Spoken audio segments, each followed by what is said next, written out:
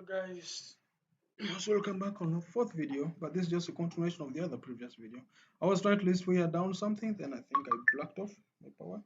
Okay, so this is it. So I'm just trying to break this down for you so that we walk through together. Now this is it. Actually, my Node.js was really running here, but I think I didn't run it up, so it is just going to be node, and then it is hello. That. Now remember, what's the port name is 8080. So what you do, go to the browser, type localhost. Remember, that's a full colon, 8080. And when you try to run 8080, I think you can see we are turning hello.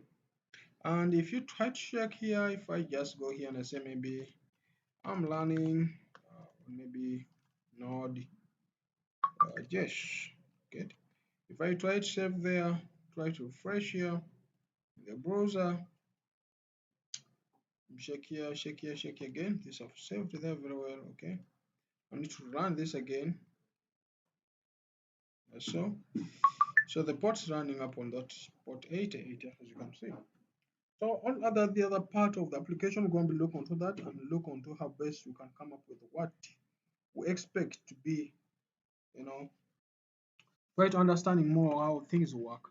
So in the next video, I'm going to be working with you, showing you what's a module in Node.js.